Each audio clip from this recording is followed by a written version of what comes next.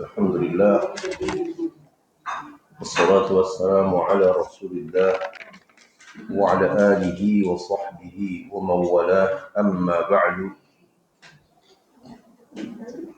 Kaum muslimat yang dirahmati Allah subhanahu wa ta'ala, syukur alhamdulillah pada pagi hari ini, hari Kamis, kita diberikan Allah keringanan langkah, kesehatan, berkumpul di majlis nama majelis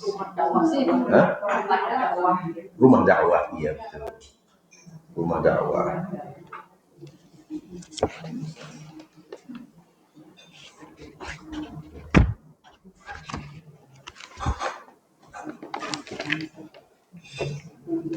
Salawat dan salam kepada Nabi kita Muhammad sallallahu alaihi wasallam yang menunjukkan kepada kita jalan yang benar, jalan yang Allah ridhoi, sehingga kita bisa terus hidup dalam mengikuti sunnah beliau. Ibu-ibu dan bapak-bapak, kalaupun ada ibu-ibu muslimah yang dirahmati Allah, pagi hari ini saya mengajak membahas surah Al-Qasas.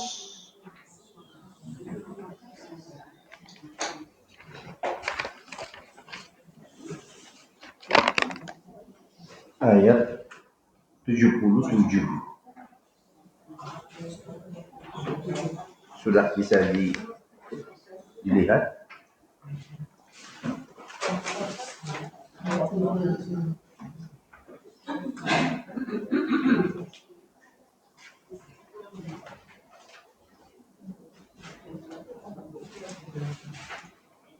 Sudah ketemu?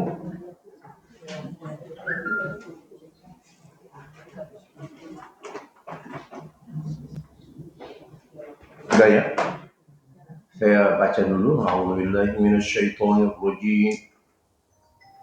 Wabtaghi fima ataka Allahu ad-daral akhirah wa la tansa nasibaka minad dunya wa ahsin kama ahsana Allahu ilaik wa la tabghil fasada fil ardh inna Allaha la yuhibbul mufsidin.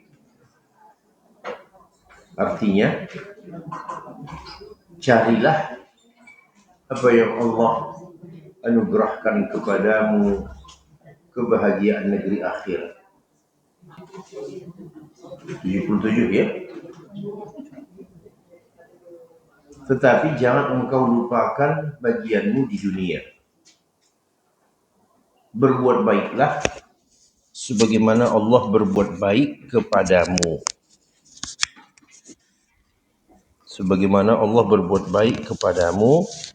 Wala tabghil fasada fil ardh, dan jangan engkau menginginkan kerusakan di muka bumi. Sesungguhnya Allah tidak menyukai orang-orang yang berbuat kerusakan. Bisa dipahami Bu ya? Saya baca sekali lagi. Carilah apa yang Allah anugerahkan kepadamu, kebahagiaan negeri akhirat, dan jangan engkau lupakan bagianmu di dunia, dan berbuat baiklah sebagaimana Allah telah berbuat baik kepadamu, dan jangan menginginkan kerusakan di muka bumi. Sesungguhnya Allah tidak menyukai orang-orang yang merusak. Nah, jadi kalau kita baca ayat ini, kira-kira tentang apa ini, Ibu? Ya, Allah Ta'ala memberikan panduan untuk hidup di dunia dan akan menghadapi kehidupan selanjutnya, yaitu akhirat. Nah, ini satu, ini dia nih.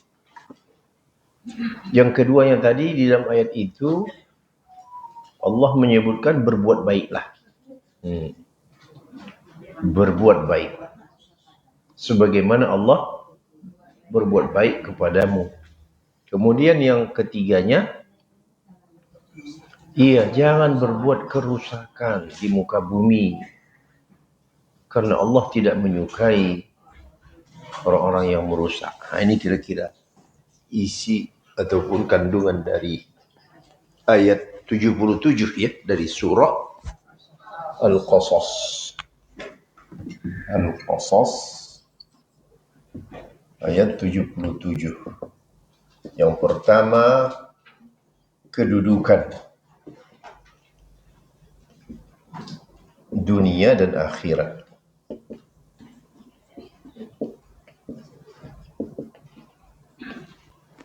Terus yang kedua tadi, keharusan berbuat baik.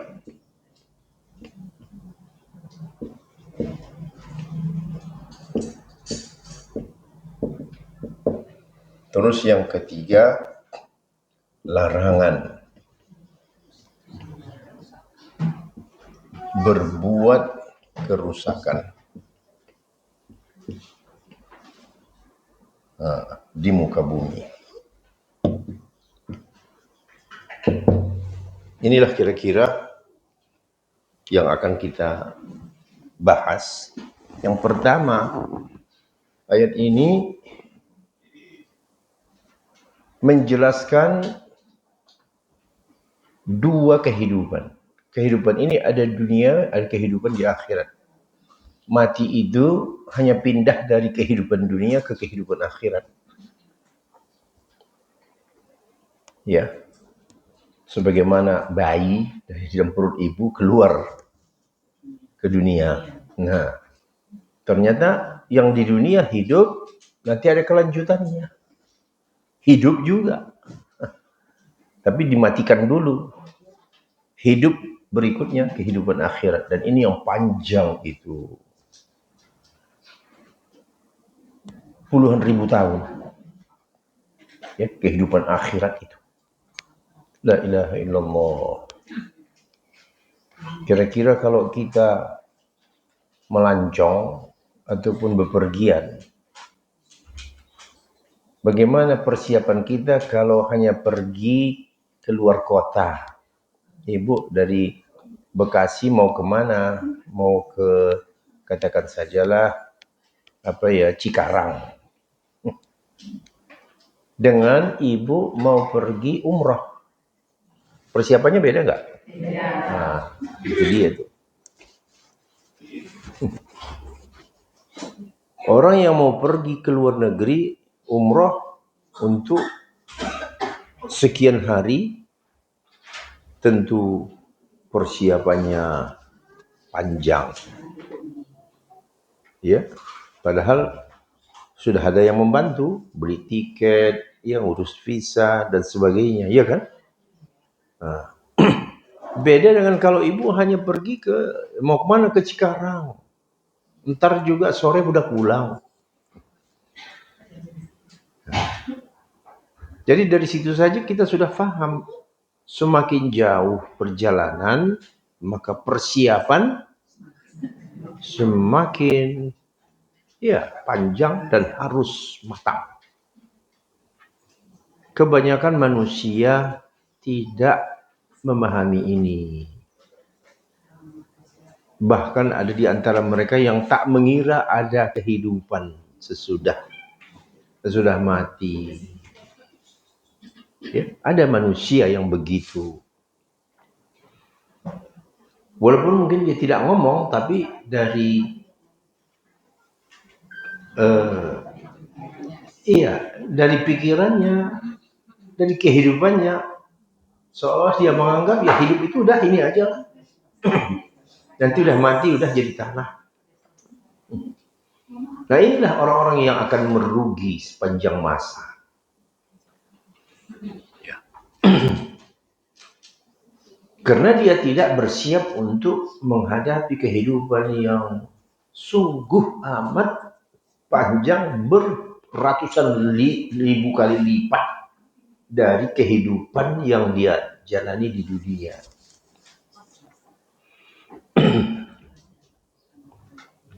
Di sini Allah Ta'ala menjelaskan apa yang kamu dahulukan, ya, apa yang kamu utamakan. Di sana ada dunia, di sana ada akhirat. Yang kamu habisan untuk mengejarnya itu apa? Duniakah atau akhiratkah? Allah mengatakan, langsung Allah yang menjelaskan ke kita, carilah apa yang Allah berikan kepadamu dari kebahagiaan negeri akhirat. Ternyata yang disuruh dicari, dikejar, itu adalah akhirat. Begitu. Nah, namun ayat sebelumnya memang ini menceritakan tentang kehidupan seorang manusia yang rugi, yaitu Qarun. Coba ibu lihat ayat 76 itu kan menyebut Qarun kan. Inna Qaruna kana min qaumi Musa fabagha alaihim وآتيناه من الكنوز ما إن مفاتحه لتنوء بالعصبة أولي القوة إذ قال له قومه لا تفرح إن الله لا يحب الفرحين. Ayat sebelumnya bicara tentang Qarun. Nah, Qarun ini kita sudah sepintas lalu sudah dengar. Orang yang Allah bentangkan ke dia kekayaan dunia lalu membuat dia menjadi gembira. Ya, gembira lalu lupa akhirat. Akhirnya ya, dia tenggelam dengan hartanya itu. Nauzubillahi min dzalik. Maka disitulah Allah di ayat berikutnya menjelaskan, carilah kehidupan akhirat. Cuma dunia jangan kau lupakan. Nah, kan bisa nyambung ya.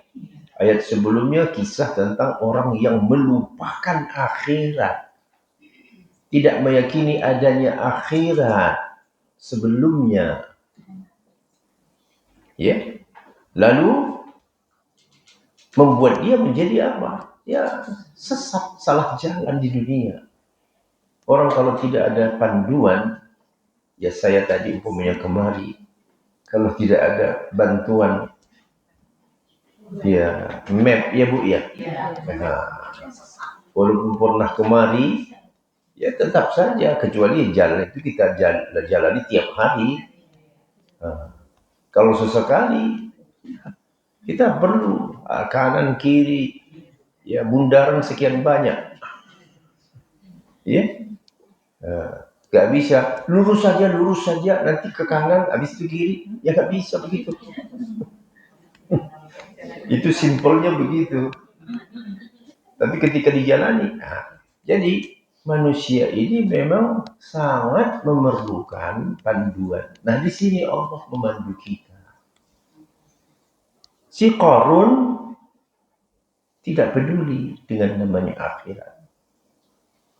Allah kasih ujian ke dia, kekayaan, sampai kunci kasnya saja. Kuncinya, Pak, bukan kasnya. Kuncinya tidak bisa dibawa oleh orang yang kuat-kuat. Aduh, seperti apa itu ya kasnya itu?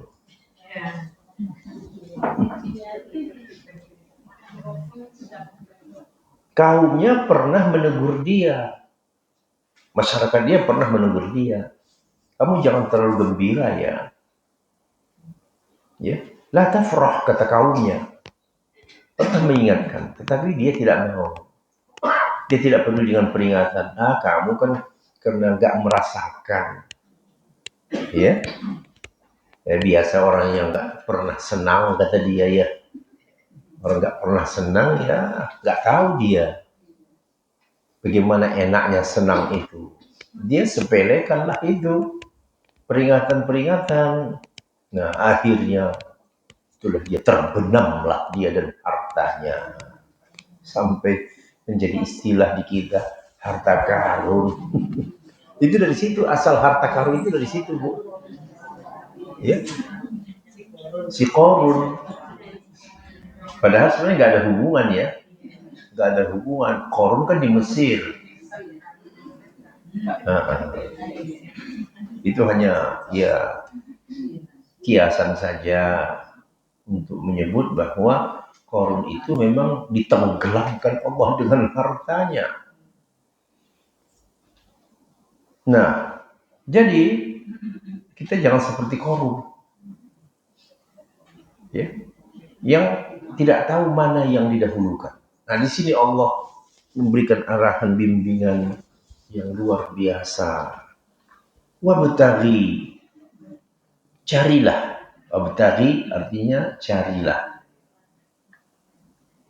Apa yang dicari? Fima atakallahu, apa yang Allah berikan kepadamu.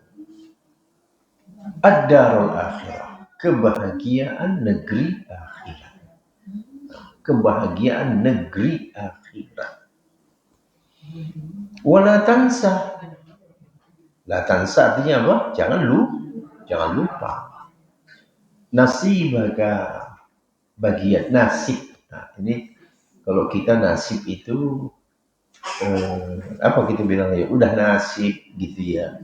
Ya sebenarnya arti nasib itu bagian. Udah di situ bagianmu. Itu nasib saya, itulah bagian saya.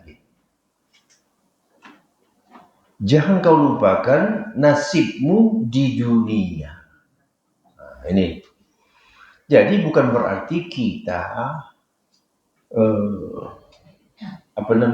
anti dunia. Ya, jangan salah paham. Bukan kita disuruh membenci dunia. Itu dunia tak usah. Kita harus membencinya.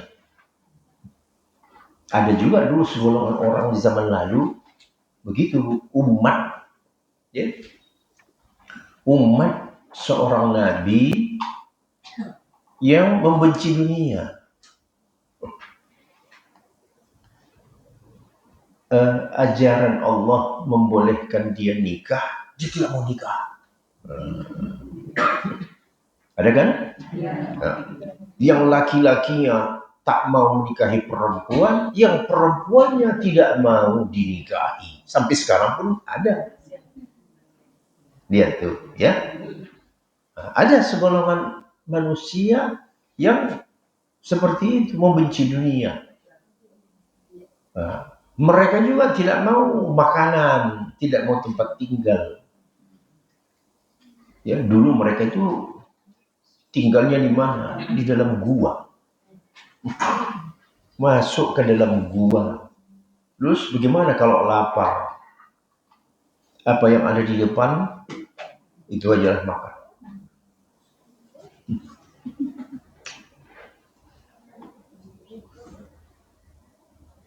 Pendeknya tidak ada usaha, tidak ada bekerja, tidak ada apalagi berkeluarga. Jadi ingin hidup tanpa dunia, gitulah. Tak ada tempat tinggal dalam gua atau itu di comberan gitu, di aliran-aliran itu. Kalau capek, ngantuk, tertidur sendiri. Begitulah hidup sekian lama.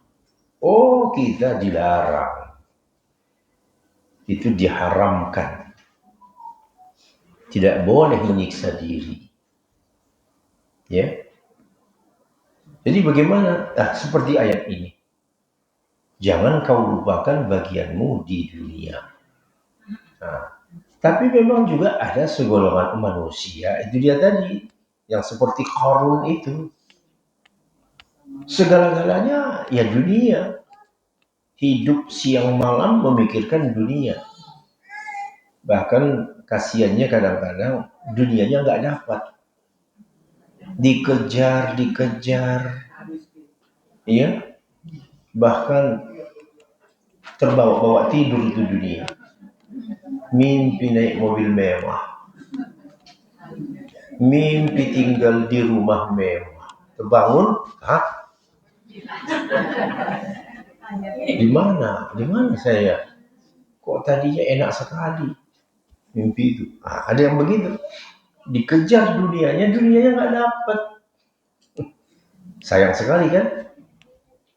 Ada yang memang betul dapat. Itu dia. Yang ada manusia-manusia tertentu ya memang betul-betul menikmati dunia, tapi melupakan akhirat. Siang malam yang dipikirin itu kesenangan, ya, uang, materi, kenikmatan, apa yang enak menurut hawa nafsu. Bagaimana supaya bisa saya dapatkan? Ada, dan itu juga banyak manusia yang mengejar kehidupan dunia, lupa kepada akhirat. Sedangkan menurut ayat ini Allah Ta'ala mengajarkan kita yang menjadi utama itu adalah akhirat. Nah, bagaimana kalau sekiranya saya balik, Ibu? Saya balik nih. Tadi di situ yang didahulukan apa?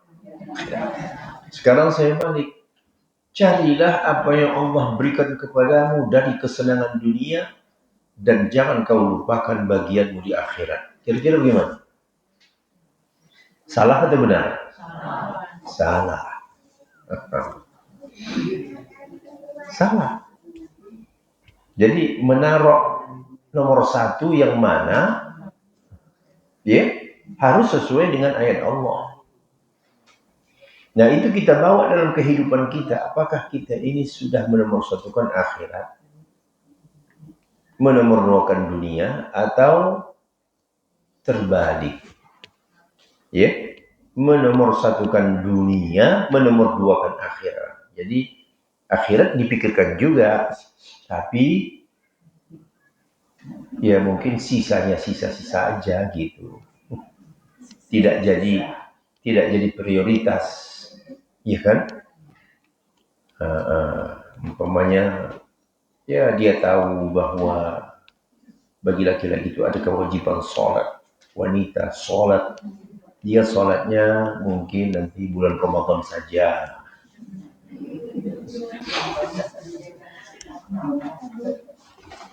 Ya, nanti waktu bulan puasa, dia pun begitulah ya, sama menyamakan diri seperti yang lain. Oh ya, puasa bagus sekali ya puasa ini. Nah, jadi beragamanya sekali setahun. Ya, sehari-hari nggak sholat. Jadi beragama hanya puasa pada bulan Ramadan saja. Ada juga yang seperti itu kan? Ada Bu. Jadi kalau salah menempatkan mana yang prioritas, yang utama, orang jadi sesat juga. Salah naruh saja sesat.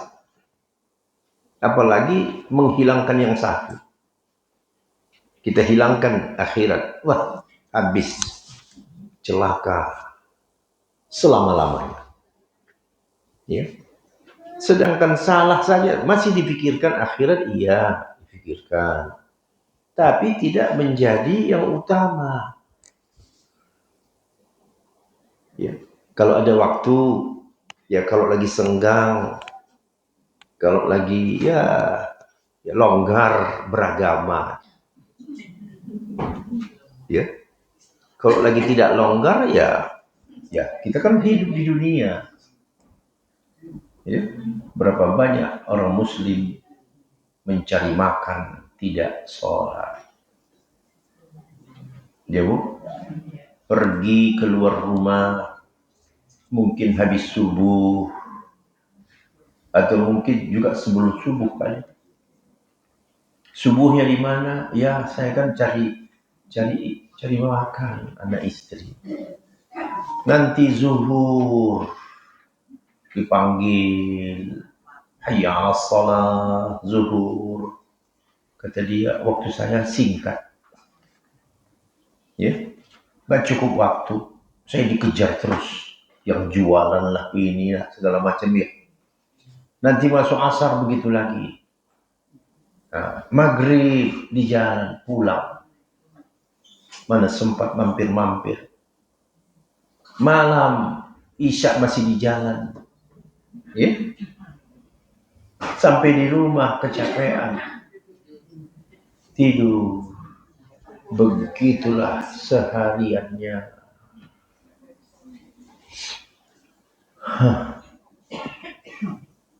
Bagaimana? Ya? Akhirat tidak ada dalam pikirannya.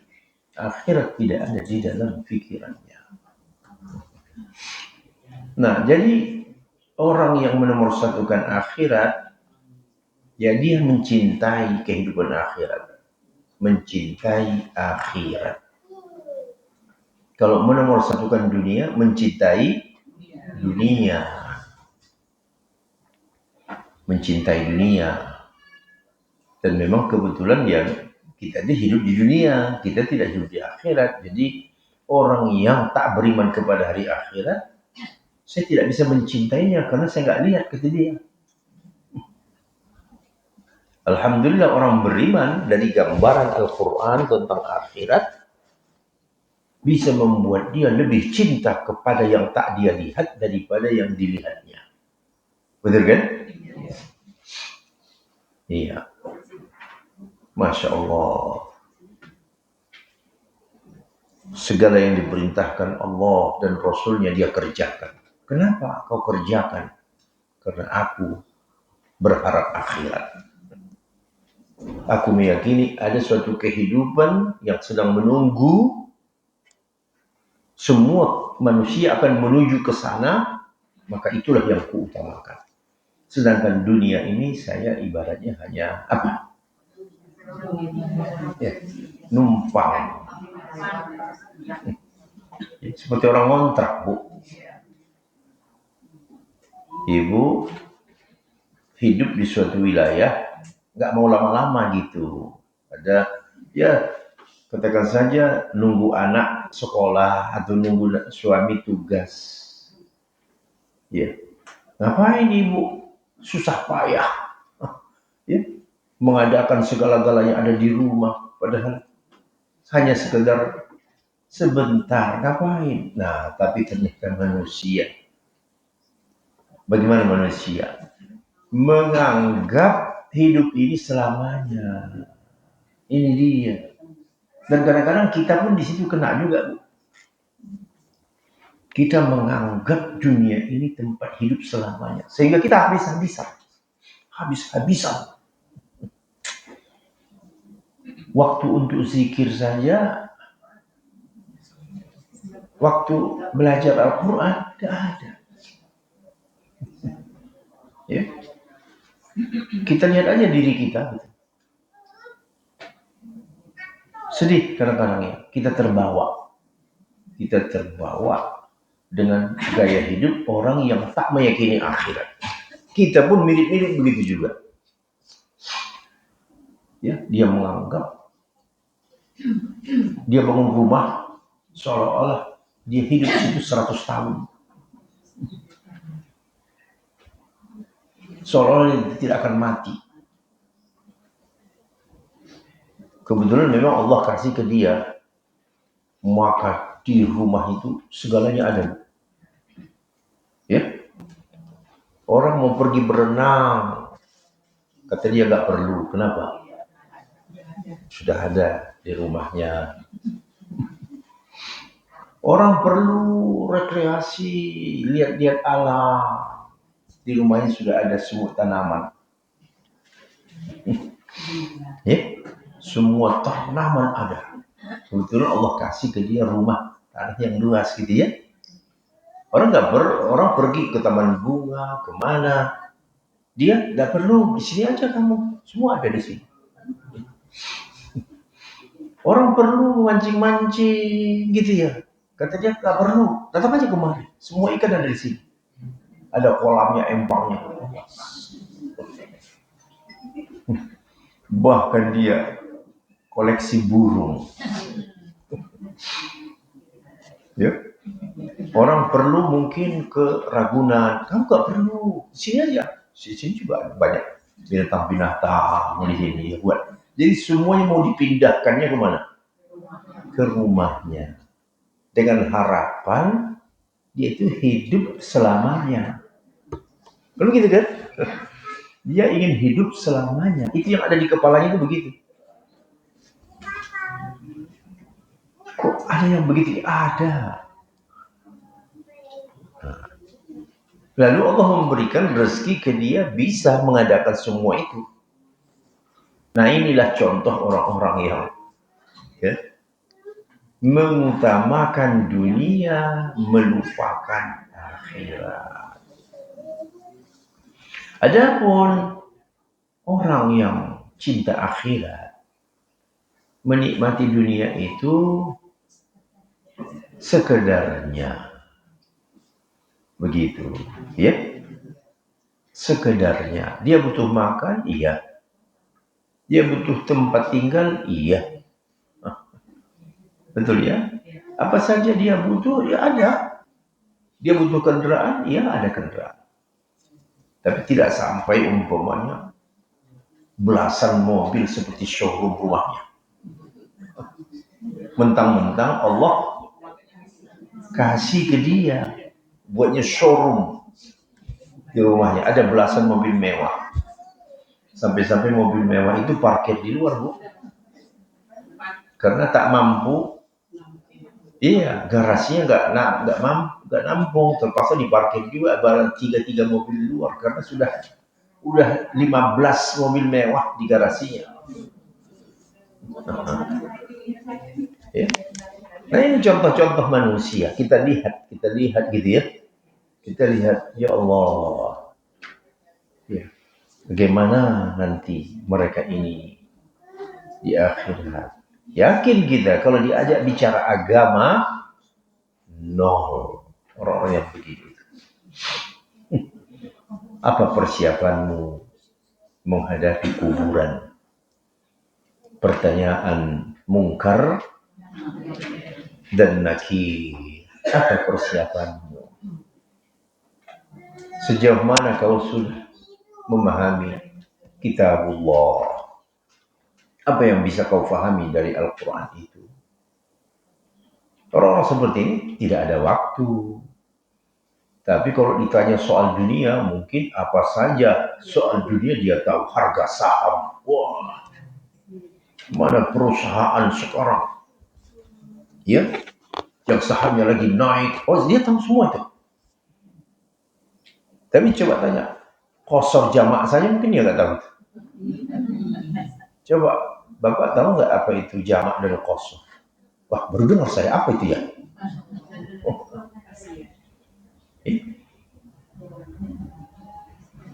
Jadi pengetahuan dunianya luas, pengetahuan agamanya no. Nah inilah contoh manusia yang menomorsatukan dunia. Begitu. Nah kita seperti isyarat dari Al-Quran ini, inilah yang dikatakan berimbang itu. Jadi kalau selama ini mungkin kita harus seimbang antara dunia dan akhirat, seimbangnya itu harus mengutamakan akhirat. Bukan 50-50. Nah gitu, bukan 50-50, Bu. Tetap keutamaan itu ada pada akhir. Karena nikmat senikmat apapun di dunia ini, kalau terus-menerus tiap hari, tiap pekan, tiap bulan, tiap tahun, bagaimana? Itu lontong itu enak. Tapi kalau nanti siang sampai malam,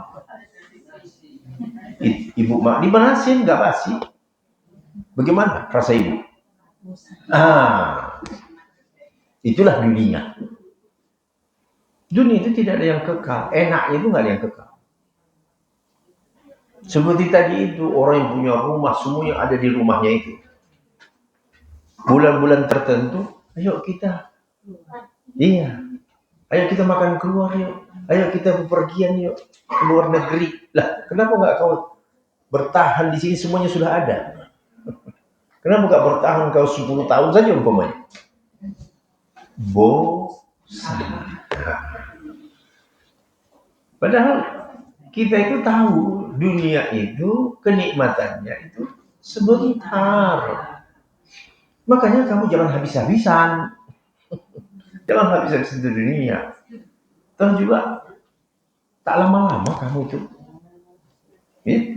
Belum lagi nanti ketentuan Allah yang mengharuskan kamu bukan cuma makan sebentar keluar, pindah alam. Datang malakul maut, selesai. Iya. Jadi orang yang cinta akhirat tetap menomorsatukan akhirat. Bagaimana orang mencintai sesuatu? Hah? Itu yang ada di kepalanya, betul nggak? Itu mencintai sesuatu. Seperti sebagian ibu-ibu suka emas, ya kan? Yang ada di kepalanya apa? Emas saja perhiasan. Begitu melihat ada emas dipakai orang sebelah dia, oh, itu model baru itu ya? Itu kapan kau beli itu? Karena yang ada di kepalanya cuma emas. Orang yang cinta akhirat, yang ada di kepalanya cuma akhirat. Bagaimana nanti masuk surga? Bagaimana nanti kalau bisa di akhirat tanpa hisab? Bagaimana ya hari berjemur, mahsyar, supaya lepas dari situ bagaimana caranya? Itu orang yang cinta akhirat, yang dipikirkan itu akhirat melulu. Apa amalan yang membuat saya nanti senang di akhirat? Nah, begitulah dahulu sahabat. Nah, ibu tahu. Contohnya sahabat Nabi. Kalau mereka datang bertanya kepada Rasulullah Sallallahu Alaihi Wasallam, adakah ibu jumpai ada sahabat? Ya Rasulullah, bagaimana caranya supaya bisa kaya mendadak? Ada.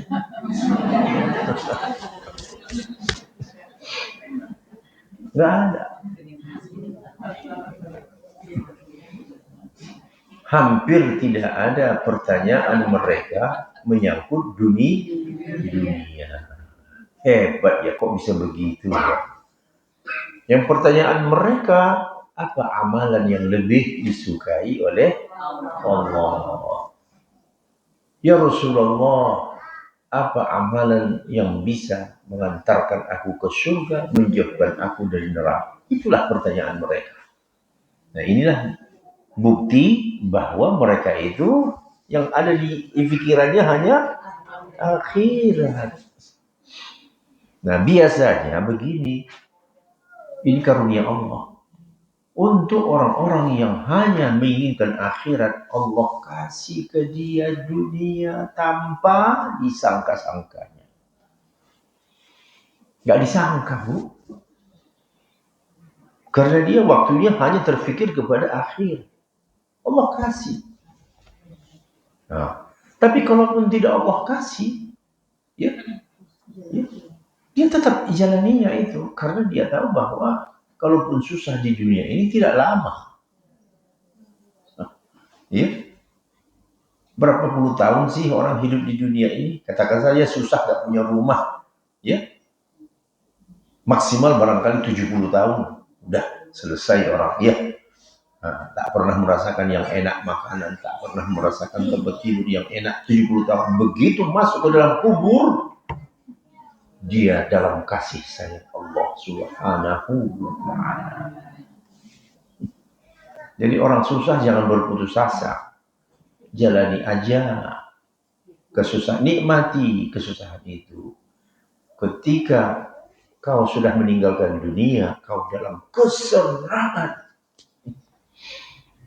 Jadi begitu juga kalau orang sakit, ibu, Ya, kan harus berobat ya. Secara syariatnya berobat gitu. Tetapi jangan sampai kalau sudah kata yang ahli ini sudah susah diselamatkan. Udah, kamu jangan paksakan juga. Oh, pindah. Negara mana yang bisa mengobati penyakit ini? Mumpung saya punya duit. Ya, ingin mempertahankan hidupnya. Padahal dia tidak tahu. Ya, ketika dia pindah alam, rahmat Allah. Kamu bagaimanapun rumah sakitnya, negerinya hebat untuk mengobati, tetap saja dia ya sakit, ya tetap sakit. Ya. Jadi cinta kepada kehidupan akhirat yang diwujudkan ya senang, umpamanya senang ibadah, gairah ibadahnya tinggi, ya. Belum masuk waktu sholat, pikirannya sudah di sholat. Ya. Belum masuk zuhur, berapa menit lagi zuhur ya. Ya, dekat-dekat kita harus cari-cari ini gimana kita sholat. Kalau laki-laki ya. Nah, nanti begitu juga habis zuhur, dekat asar. Ini kita pulang atau asar dulu ya. Nah. Jadi begitulah orang yang cinta akhirat itu. Dia sayang itu. Kalau sempat sholatnya tercecer. Bagi laki-laki, sholatnya itu dia tidak berjamaah, dia merasa kesal sama dirinya. Marah dia sama dirinya. Apa tadi yang saya kejar? Kenapa saya tidak sabar 10 menit? Ya, menunggu sholat jamaah, setelah itu saya pulang. Nah, ya begitulah orang yang cinta akhirat. Begitu juga dengan sedekah, infak, dan seterusnya. Ya. Gairah untuk mengaji, ya. Datang dari mana? Oh jauh, Masya Allah, ya berkilo-kilometer datang. Ya, untuk mendengarkan apa? Kajian Al-Quran, hadis Nabi, ya, penjelasan para ulama. Nah, itu ciri-ciri orang cinta akhirat. Kalau cinta dunia nggak mau ngaji dia. Di YouTube juga bisa kata dia. Ya, di YouTube juga bisa. Ya, sambil-sambil duduk kita dengerin YouTube. Bisa. Lebih enak lagi kata dia. Bisa minum kopi segala macam. Masuk kuping kanan, keluar kuping kiri. Ya.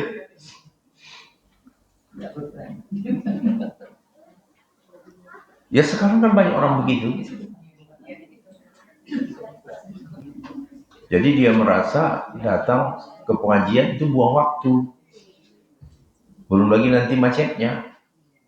Dia tidak menghitung pahala dari Allah Ta'ala.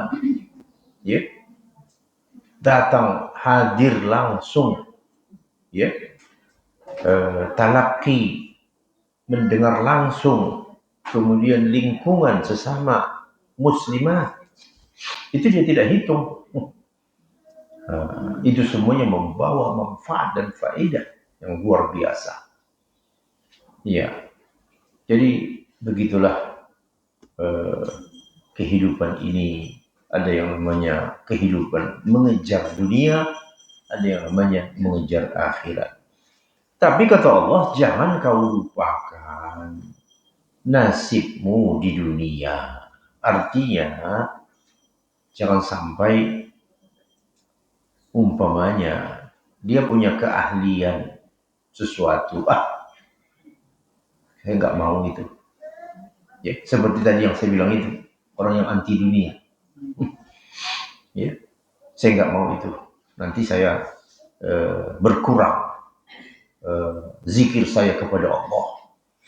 Nah, jadi akhirnya ya dia kebutuhan pokoknya pun tak terpenuhinya. Kenapa?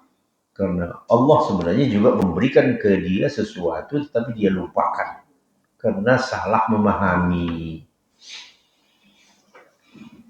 Dia bekerja di, katakan saja dia punya pekerjaan, atau dia bekerja di kantor, ya, saya karena cinta akhirat saya minta keluar sajalah,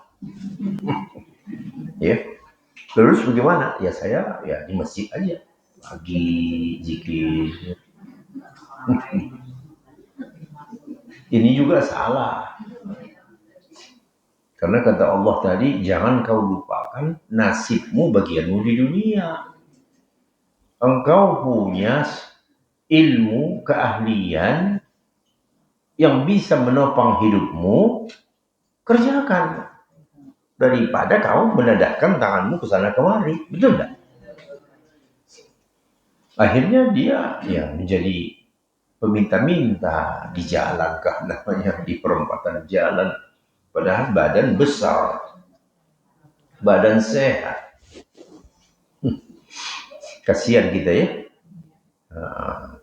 Badanmu sehat kau bisa bekerja. Tetapi ini yang begini ini akhirat sama sekali gak ada. Ya. Sholat tidak, apa tidak. Jadi yang utama mengejar akhirat dengan mengerjakan segala ibadah yang Allah syariatkan. Tapi jangan melebihi, ya. Yang tak disyariatkan juga dikerjakan. Itu masalah juga. Ya. Kamu dalam melaksanakan ibadah harus sesuai dengan apa yang disyariatkan. Disyariatkan sama kamu 5 ya 5, gak usah kamu tambahin. Ya, kalau tidak disyariatkan jangan. Sholat ada sholat fardu, ada sholat sunnah, kerjakan, itu semuanya syariat, disyariatkan oleh Allah Taala lewat Nabi-Nya Sallallahu Alaihi Wasallam. Tapi kalau tidak pernah dikerjakan Nabi, jangan kau kerjakan. Oh ini kan saya mau cari pahala ini. Ya. Lah, yang menyuruh kau mengamalkan seperti itu ada Nabi kah? Ya tidak sih, tapi saya kan mau dekat dengan Allah. Enggak, ya nggak bisa. Itu namanya kamu itu melebihi, ya, melebih-lebihkan. Cukup apa yang Allah dan Rasulnya ajarkan kepadamu. Nah, jadi model-model manusia ini banyak ya Bu ya, banyak model-modelnya. Ada yang memang suka ibadah, tapi ibadahnya itu berlebihan, di luar dari apa yang disyariatkan. Ada juga. Sedangkan Al-Quran begitu indah menatanya. Kebahagiaan akhirat. Ya, Masya Allah, iya betul. Tapi jangan kau lupakan nasibmu di dunia. Kau punya badan, ya. Kamu butuh tempat tinggal. Kamu berkeluarga. Kamu punya anak. Nah, itu harus kamu juga kerjakan untuk memenuhi keperluan-keperluanmu itu. Dan mudah-mudahan tidak harus melawankan dengan cinta akhirat tadi. Jadi berusahalah sebatas kemampuanmu, tetapi yang menjadi utamamu adalah akhirat. Mudah-mudahan kekurangan itu Allah ganti. Nah, itu dia. Ya, Allah ganti dengan cara Allah sendiri. Ya, karena Allah tahu engkau menomorsatukan akhirat itu. Godaan dunia ini cukup hebat, Bu. Ya, kita kalau mau lurus itu godaannya tinggi. Kita umpamanya ya ingin menomorsatukan bagaimana di hari akhirat nanti. Ya, datang godaan. Ya, emangnya kamu hidup di mana? Emang kamu nggak perlu makan? Emangnya kamu nggak perlu berpakaian? Nggak perlu. Ini kamu nih hidup di dunia. Jadi ya nyenggol-nyenggol dikit nggak apa-apa lah. Namanya kamu hidup di dunia ya nggak bisa begitu. Ya, kamu memerlukan segalanya dalam hidup ini. Ya. Nah, jadi akhirnya apa? Ya tabrak kanan, Ya, tabrak kiri, akhirnya masuk jurang. Akhirnya masuk jurang. Jurangnya apa namanya? Penjara. Kan nggak enak ya. Dari tempat terhormat, punya jabatan, punya kursi, punya anak buah, tiba-tiba selesai masa pekerjaan,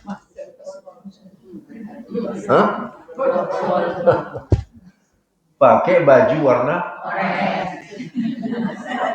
gak enak rasanya. Baik yang sudah ataupun yang sedang menunggu giliran sekarang. Kita berharap yang menunggu giliran ini dipercepat.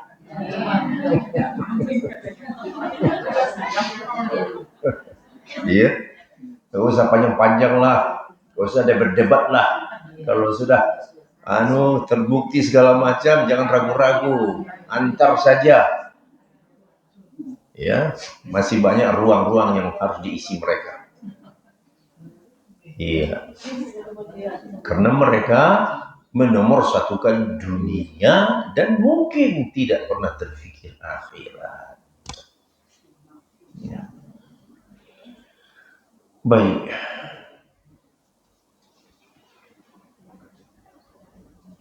Gara-gara syuting nggak ada sholat, ya kan? Gara-gara pengantenan, nanti nggak bisa dibuka, nggak bisa. Nanti selesai acara baru bersihin semua. Ya, zuhur lewat, asar lewat, bisa saja maghrib lewat. Astagfirullahaladzim. Ini namanya menomorsatukan apa? Menomorsatukan dunia ini asli. Ya. Baik. Lalu itu tadi yang pertama ya, kedudukan dunia dan akhirat. Kedudukan dunia dan akhirat. Yang dinomorsatukan akhirat tanpa melupakan dunia. Kadang-kadang di dalam rumah sendiri kita waktu mengajari anak, entah sadar atau tidak sadar ya Bu ya, memang dunia ini yang menjadi iming-iming kita. Ayo belajar nak, rajin. Coba lihat ommu itu, insinyur, mobilnya 3. Kamu mau nggak nanti begitu? Itu kan? Itu tantemu itu lihat tuh, dia dokter, ya. Kalau kamu lihat senang kan? Iya mau. Mau nggak kamu seperti itu? Ayo belajar yang rajin. Ada nggak orang belajar yang rajin supaya kamu nanti masuk surga? Ada.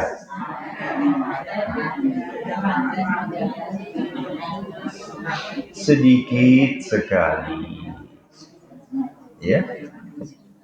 Sedikit sekali. Ya. Belajar agama ya nak, ya belajar agama supaya kamu nanti ya di akhirat menjadi orang yang memuliakan Allah.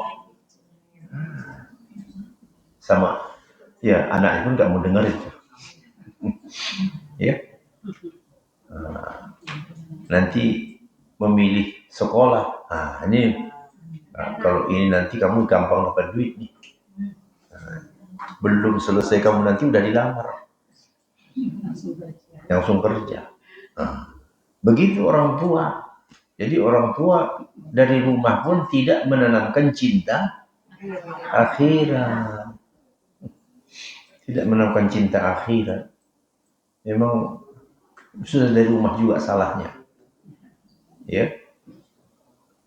Jaranglah kita dengar rajin-rajin belajar ya nak ya, supaya kamu nanti menjadi orang yang dimuliakan Allah di yaumul qiyamah. Ya, jarang. Ya. Bahkan ya orang tuanya mungkin ya selain ustadz lah belajar artinya syariah, belajar ilmu Al-Quran, ahli ya Quran, anaknya tak ada satupun yang sekolah.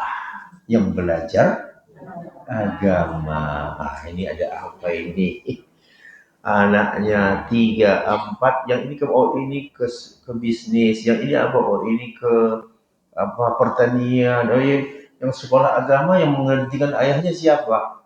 Nggak masuk, susah anak-anak. Susah anak-anak nggak mau yang milih. Jangan-jangan ayahnya menyesal jadi ustaz. Nah, dia tidak memberikan dorongan kepada anaknya untuk belajar ilmu agama. Kalau dokter, paling tidak ada satu anak yang jadi dokter. Kalau tidak, mungkin semua anak jadi dokter. Tapi tidak sedikit ustaz yang anaknya tidak ada yang belajar ilmu agama. Belajar ilmu sana, ilmu sini. Coba itu. Itu tadi.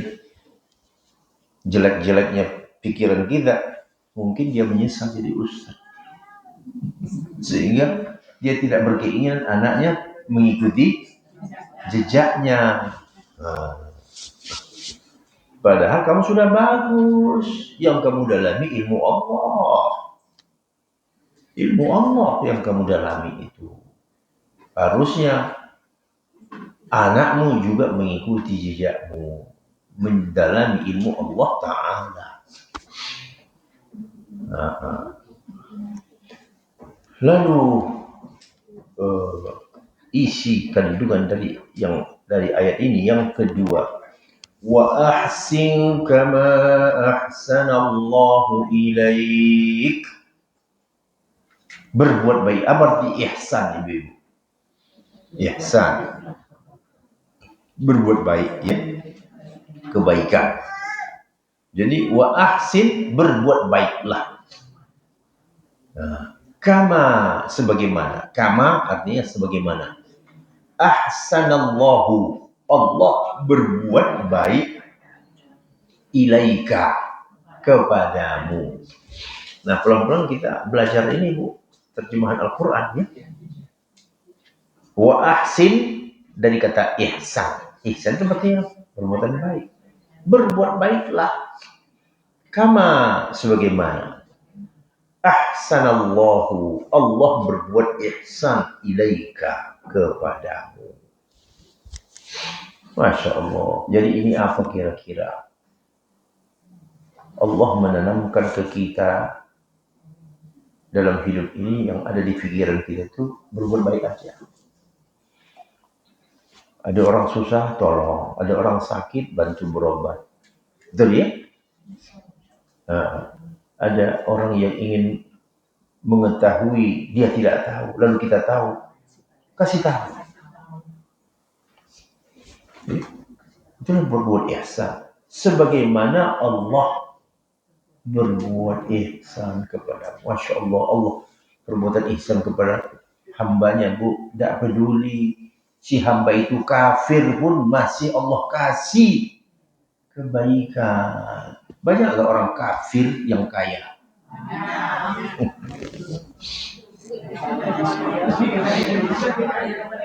Lebih banyak.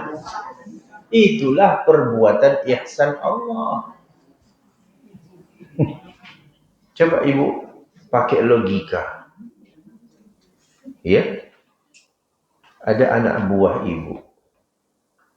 Ya, karyawan ibu. Dia yang gaji ibu.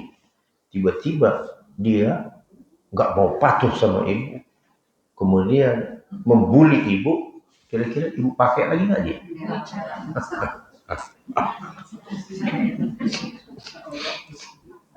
Sedangkan Allah, lihat tuh, orang kafir itu mensekutukan dia, tapi masih saja Allah kasih kekayaan. Itulah Allah. Nah, makanya kata Allah, wa ahsin, berbuat baiklah engkau. Allah itu sudah berbuat baik kepada semua manusia. Jadi kira-kira contohlah perbuatan baik Allah itu. Jadi ini dorongan kepada kita untuk berbuat ihsan kepada manusia. Ya, ada orang yang memerlukan, ya tolong. Dan itu tanpa pandang bulu. Siapapun sebenarnya yang memerlukan pertolongan itu harus kita tolong. Walaupun mungkin dia tidak sholat, walaupun dia mungkin tidak bertauhid kepada Allah, tetapi kita memang disuruh berbuat baik. Ya, beginilah dulu dicontohkan oleh Nabi kita Sallallahu Alaihi Wasallam. Apalagi kepada sesama Muslim seiman, gak mau berbuat baik, kan aneh, ya. Sedangkan Allah berbuat baik kepada semua makhluknya. Ya, walaupun sang makhluk tidak tahu diri. Ya. Dia dikasih segala-galanya tetapi dia melawan.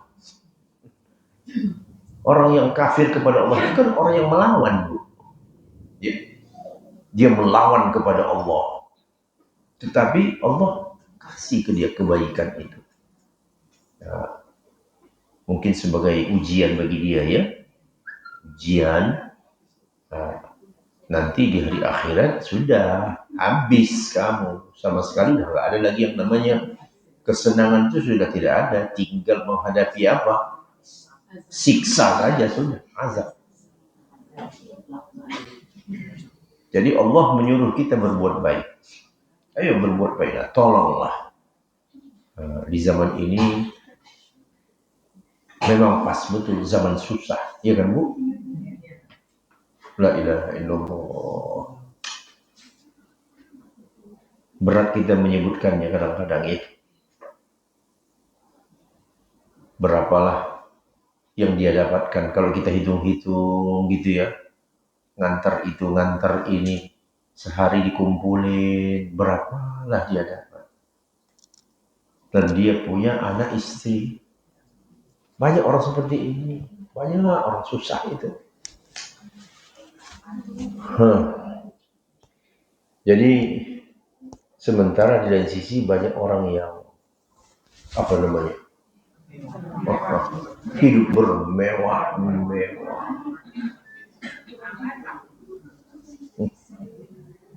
Itulah penampakan kita. Ada orang yang sangat susah, ada orang yang terlalu mewah, tutup mata, tidak peduli dengan orang yang susah. Yang lebih parah, dia menari di atas kesusahan orang. Dia membuat senang. Dia senang itu gara-gara kesusahan orang yang di bawah. Tunggu kamu. Ya, ada suatu saat nanti Allah balas, kalaupun tidak di dunia, akhirat. Tapi maunya di dunia juga lah. Iya. Supaya sama merasakan itu. Ya.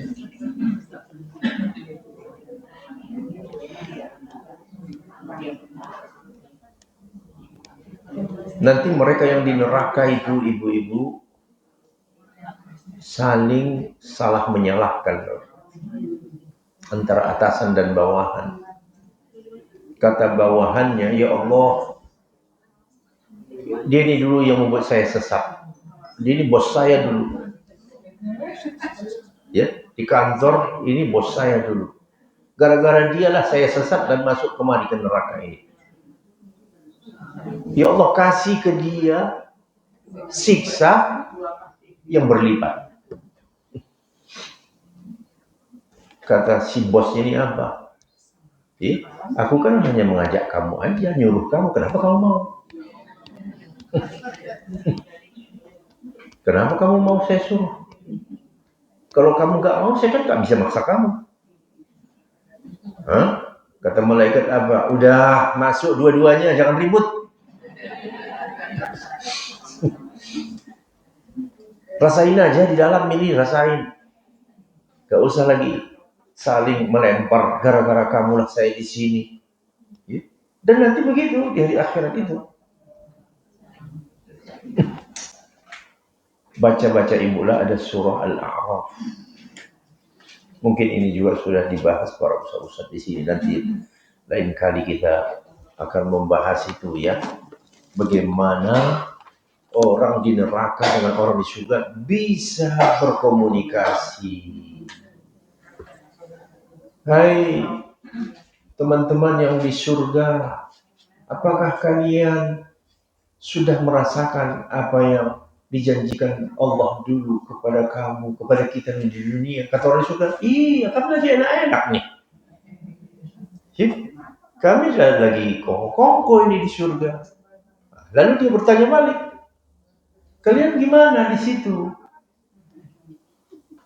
Apa sudah kamu rasakan apa yang dulu dikasih tahu Allah, peringatan Allah? Iya.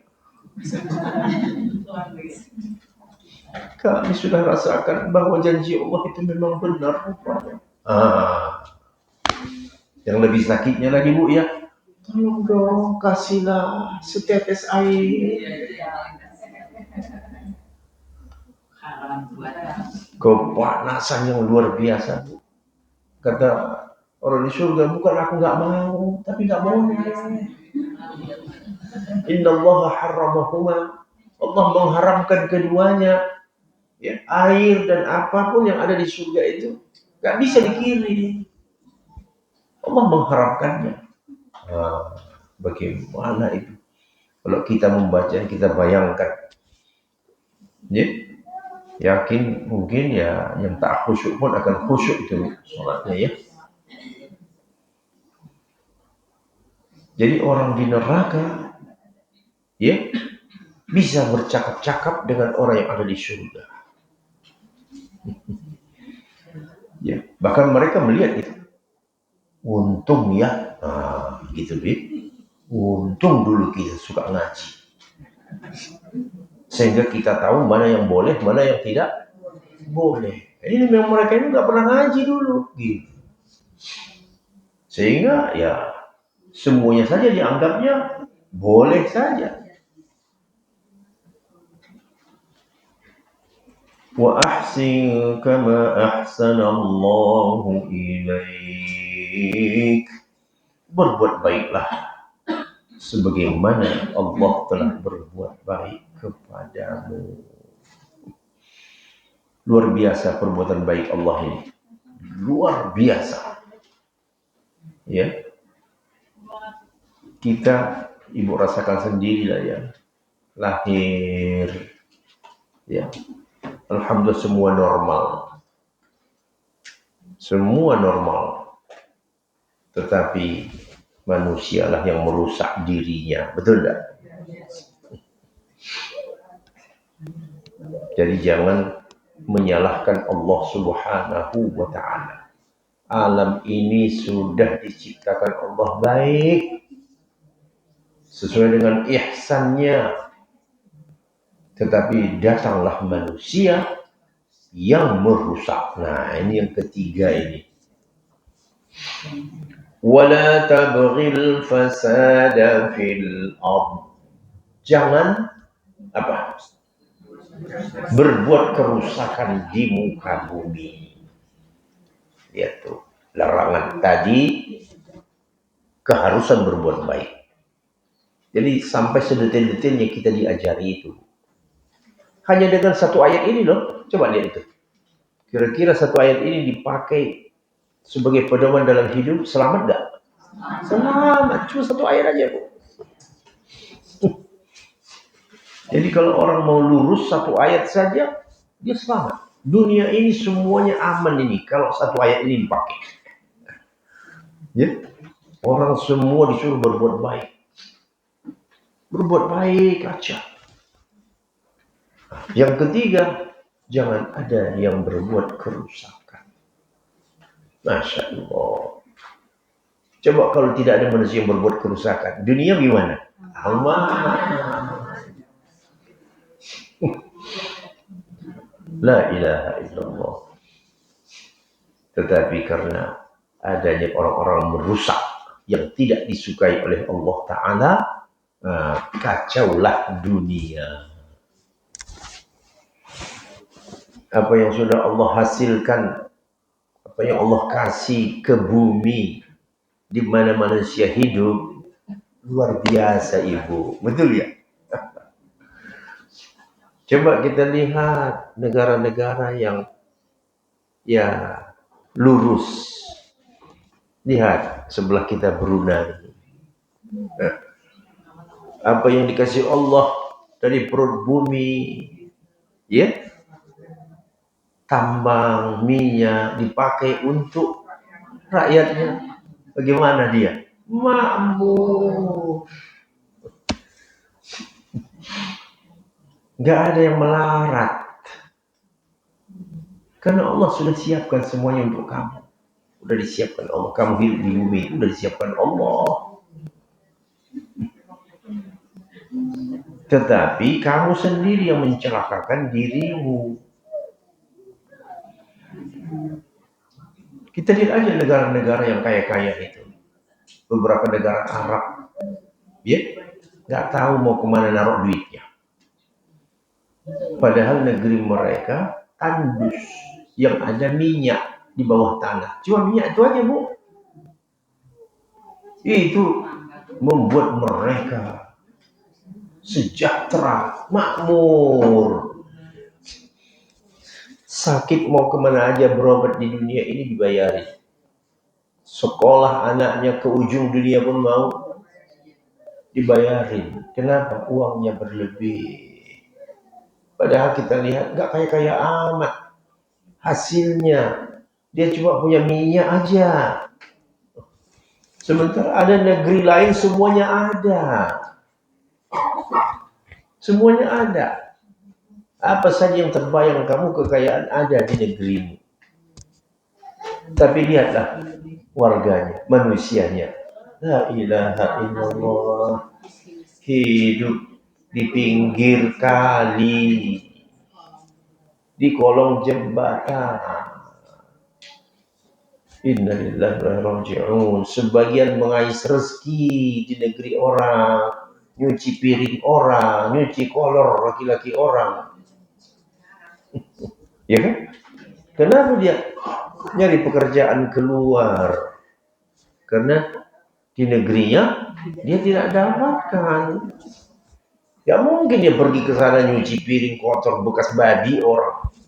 Iya, kalau di kampungnya dia hidup wajar, nggak mungkin. Jadi semuanya pada kabur. Kenapa? Kesusahan. Apakah Allah tidak menitipkan sesuatu untuk kecukupan kamu? Oh, melimpah, melimpah. Nah, hari-hari ini dibongkarlah ini di media. Kebusukan, kejahatan, kedurjanaan kaum perusak ini, Ibu. Ya, hari-hari ini Ibu lihat itu di media sosial. Ya.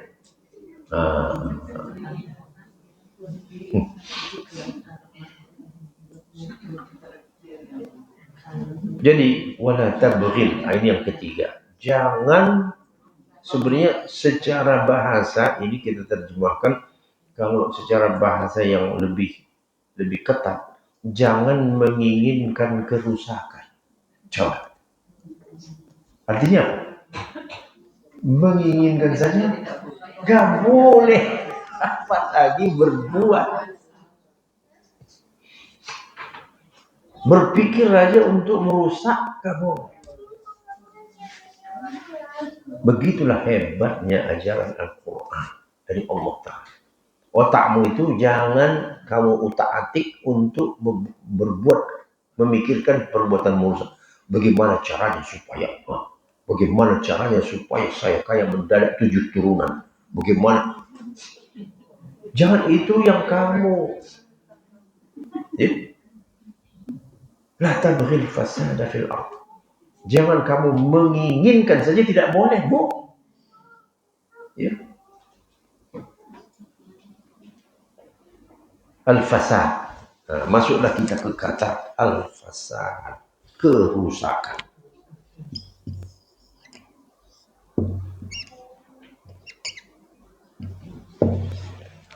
Kerusakan ini macam-macam. Ada yang sifatnya kelihatan, nampak.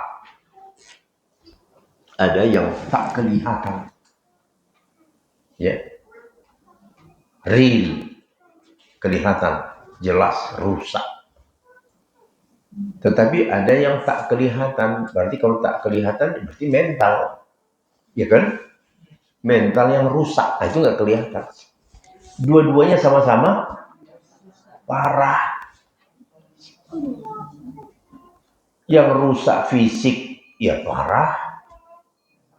Yang rusak mental juga tak kurang parahnya. Ini semuanya kalau kita bahas kerusakan ini, mungkin sejam nggak cukup. Jangan-jangan sejam setengah hari pun mungkin nggak cukup. Karena banyaknya kerusakan itu. Ya kan?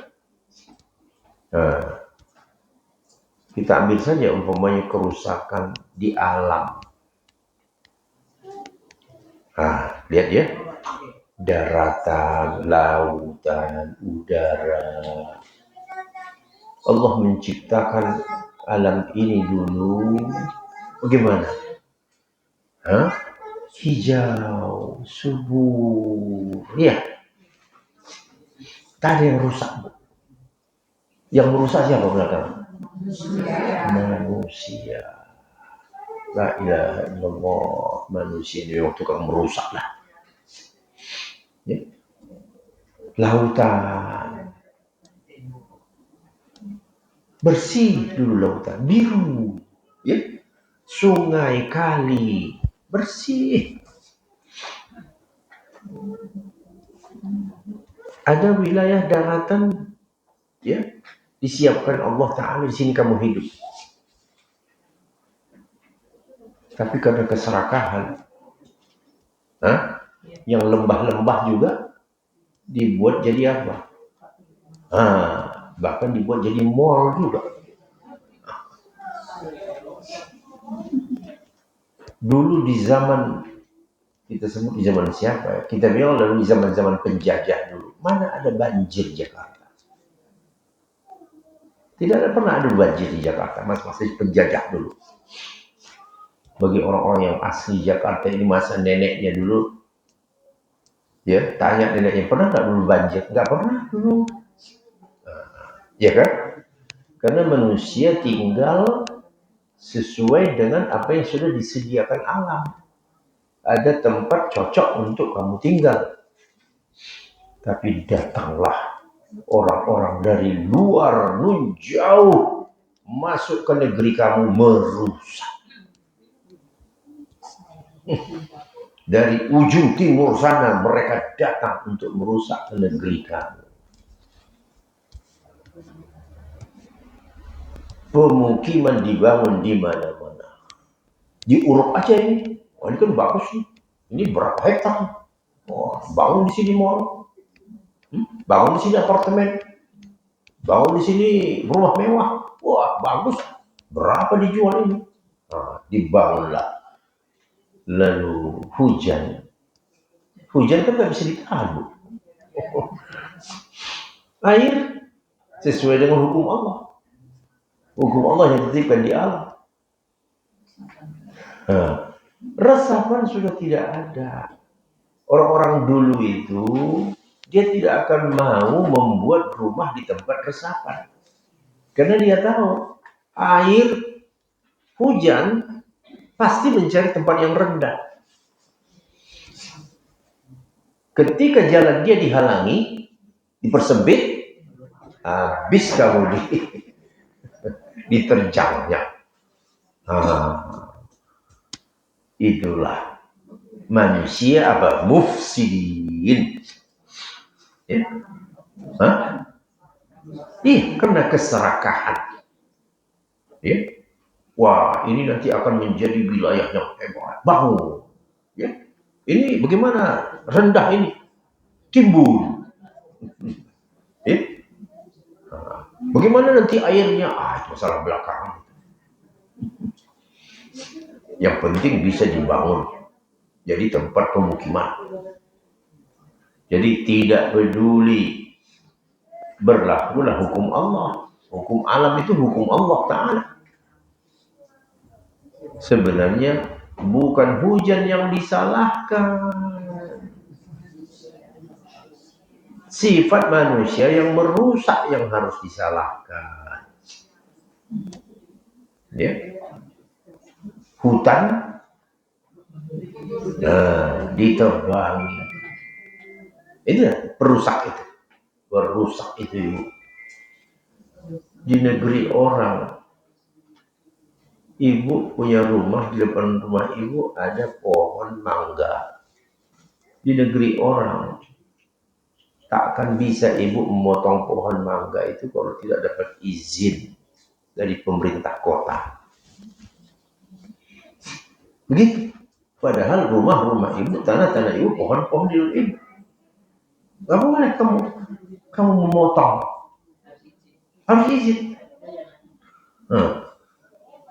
Tiba-tiba adalah negeri, bukan pohon mangga depan rumah, hutan yang ratusan tahun mungkin umurnya.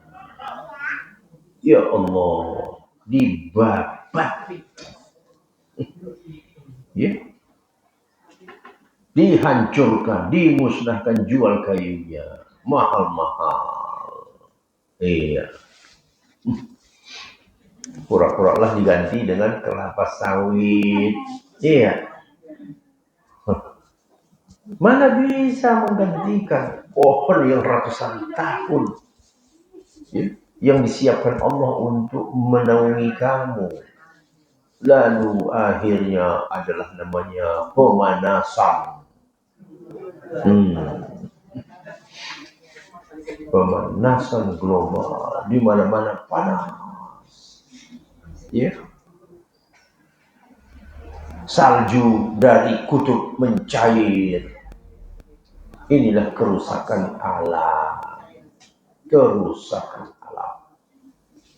Nah, bagaimana dengan pinggir-pinggir pantai di kamu? Habis sudah dirusak pabrik.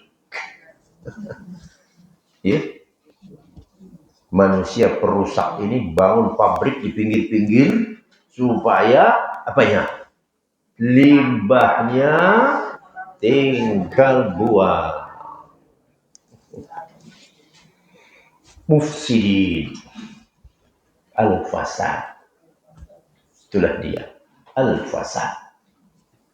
Wala tabghil fasada fil ardh. Jangan kamu menginginkan perbuatan merusak di muka bumi, Bu.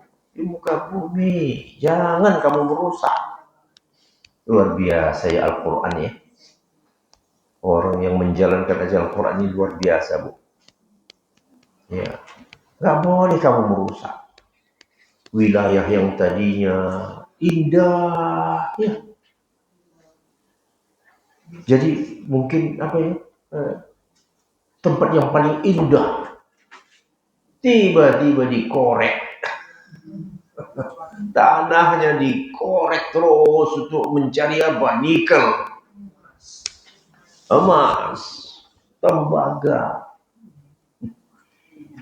Hancurlah kawasan itu. Lihat, inilah kerja mufsidin. Innallaha la yuhibbul mufsidin. Tunggu kamu saja, tunggu. Ya mudah-mudahan itu dia, Bu ya. Gak lama-lama lagi gitu. Sudah mulai dipanggilin satu-satu. Ya. Ayo jangan terlalu lama lah memeriksanya, menyelidiki, jangan terlalu lama. Ya sudah ada cukup bukti, udah. Ya. Kalau perlu digantung gitu hukumannya. Ya. Karena sudah terlalu berat kejahatannya, merugikan ini sekian ratus ribu triliun. Ya, susah. Siapa yang gantung? Selesai.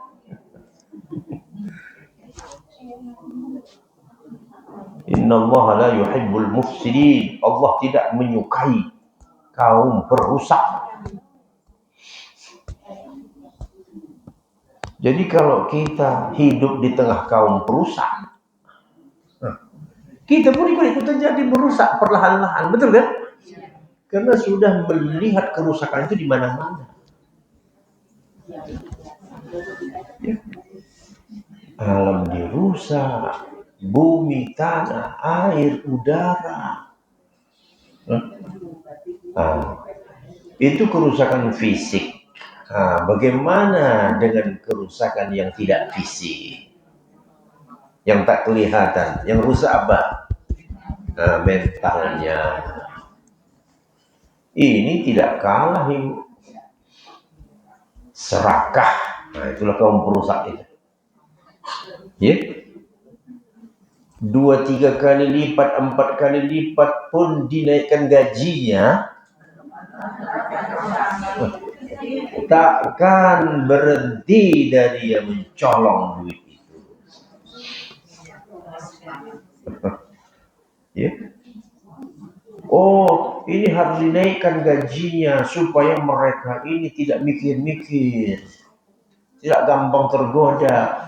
Berapa kali lipat pun kamu gaji dia, tetap saja mental maling yang maling.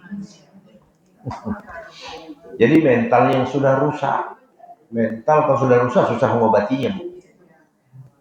Iya. Kurang kaya apa lagi mereka itu? Ya Allah. Ya. Kelihatan kemarin dari kejadian akhir Agustus itu ya, wah, kok ada orang semewah itu rumahnya, orang luar biasa kekayaannya, ya. Kejadian kemarin itu kok sekaya itu ya, ya Allah. Berapa per bulan dia terima itu? Dia tidak lihat orang yang susah cari sesuap nasi saja, susah. Ini yang rusak mental, ya, mental korup, mental maling, ya. Luar biasa kerusakan mental ini, dan itu sudah berjalan 10 tahun paling tidak, ya kan? Paling tidak berapa? 10 tahun.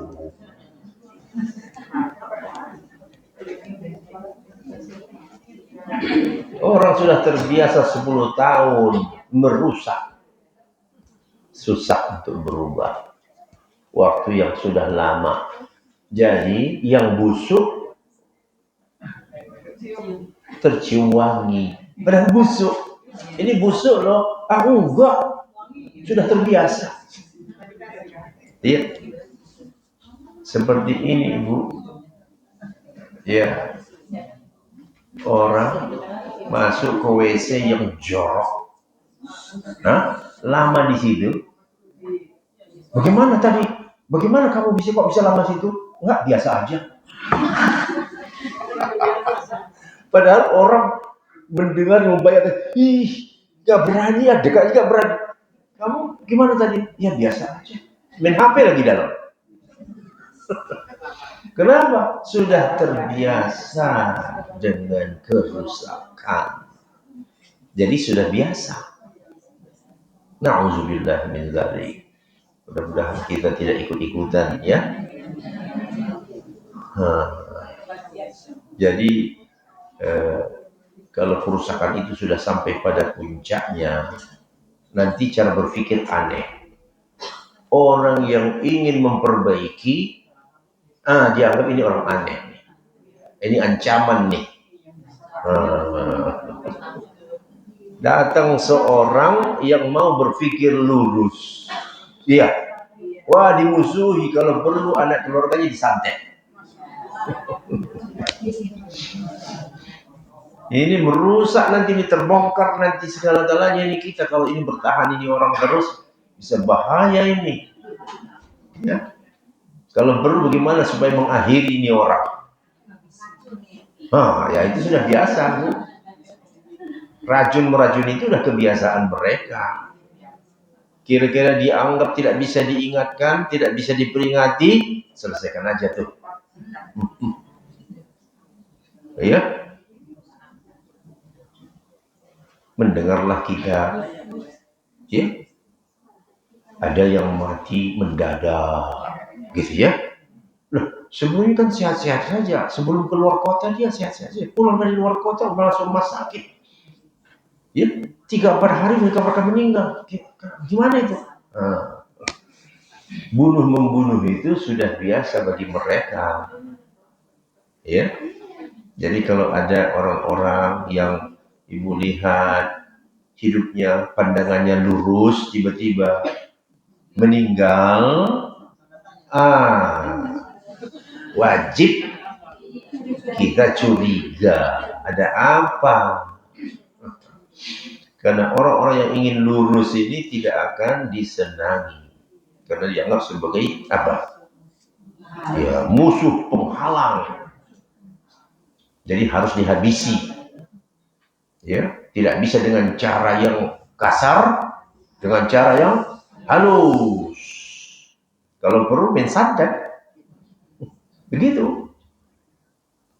Nah, jadi wala tabghil fasada fil ardh. Mental kalau sudah rusak luar biasa. Sementara kita di dalam Islam ini mental itu adalah utama. Karena itu yang menggerakkan anggota tubuh, ya kan? Jiwa, mental. Itulah yang menggerakkan pikiran kita ini, yang menggerakkan anggota tubuh kita itu mental kita itu. Kalau sudah sakit mental, ya segalanya ikut-ikut sakit.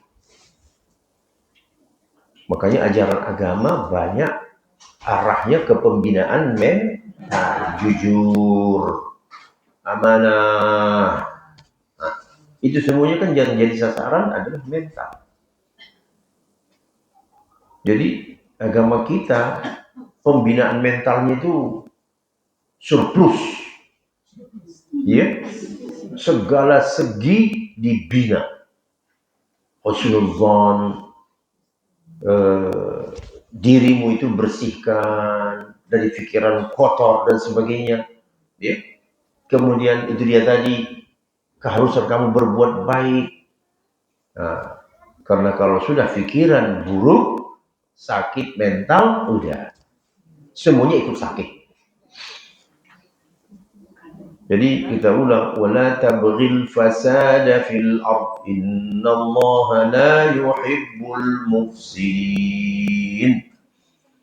Sebagian ahli tafsir menafsirkan kata al-fasad ini, ya, mencakup dua, kekafiran, al-kufru, kemudian al-maksiyah. Itu kata para ahli tafsir. Jadi kalau sudah kekafiran itu pasti kerusakan. Nah, kekafiran arti kekafiran ingkar pada Allah, itu jelas kerusakan. Ternyata ada lagi tambahannya, maksiat. Nah, itu kerusakan. Judi itu perbuatan merusak nggak, Bu? Oh iya, merusak banget. Ya. Jadi kalau sebuah masyarakat ya sudah menganggap judi itu hal yang biasa, itu artinya masyarakatnya sudah rusak. Zina perbuatan merusak. Kalau sudah menggejala perbuatan zina, maka masyarakat itu sudah rusak. Yang haram menjadi halal. Bahkan yang halal dianggap tak lazim gitu. Nah, jadi yang haram berubah, udah biasa. Itu dia tadi, bau WC bau, dia bisa tahan lama di dalam WC itu.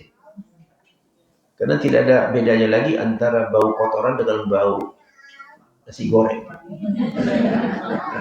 Gak ada beda lagi, karena penciuman sudah hilang. Ya, penciuman sudah hilang. Yang busuk dia bilang udah biasa. Allah terbiasa. Nah, ya, gara-gara terbiasa. Baik, jadi al-kufru, kekafiran.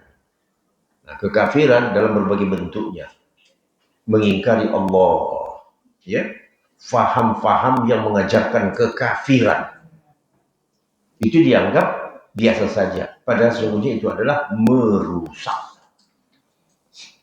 Tak percaya pada agama, beragama gak beragama sama aja kok, kata dia. Yang penting kamu kerja keras, ya, kamu sukses di dunia. Gak penting soal beragama. Itu merusak. Kenapa? Karena itu mengajarkan kekafiran. Nah, begitu juga maksiat. Kapan lagi? Mumpung. Ya. Kamu kalau nggak punya uang nggak bisa menikmati yang enak-enak, kata dia. Karena semuanya maksiat itu modalnya apa? Uang. Mana mungkin orang berzina nggak punya duit? Siapa yang mau? Betul nggak? Semua kemaksiatan modalnya uang. Apa saja. Ibu pikir aja, apakah ada maksiat yang tidak ada punya modal uang? Nggak ada. Judi harus pakai modal uang. Jadi maksiat adalah al-fasad. Allah tidak menyukai. Nah, kalau sudah Allah tidak menyukai, mau kemana? Ya, mau hidup di mana? Isi bumi semua milik Allah, dunia sampai ke akhir. Kalau Allah tidak menyukai, nah, jadi orang beriman mendengar kata-kata Allah tidak menyukai orang-orang yang berbuat merusak, maka orang beriman takut dari segala bentuk al-fasad. Itulah kira-kira ya 1,5 jam. Oh iya, sudah 1,5 jam kita membahas mentadabbur ya ayat 77 ini. Aku qouli hadza wa astaghfirullah. Silakan kalau ada yang ingin. Assalamualaikum warahmatullahi wabarakatuh.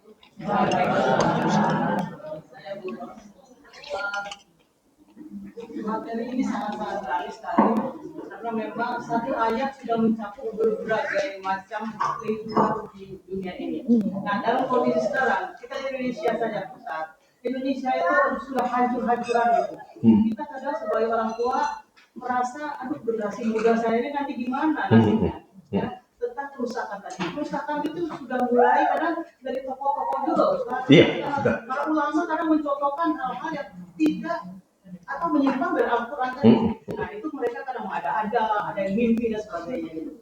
Terus yang kedua tadi yang tentang yang satu lagi yang tentang maksiat tadi.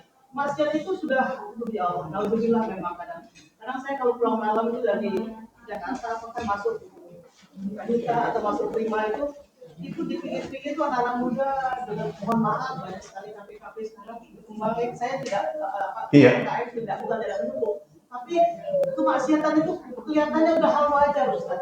Jadi kita selaku orang tua ini ada kekhawatiran ya, bagaimana kita untuk anak-anak kita. Kalau kita generasi tua ini insya Allah generasi Al-Quran ada seringkali, tapi generasi muda kita yang tua, Ustaz, tua al-fasad ini dengan gampang bisa masuk. Nah itu bagaimana, Ustaz? Karena kita orang tua ini mengantisipasi agar anak-anak kita itu tidak mudah.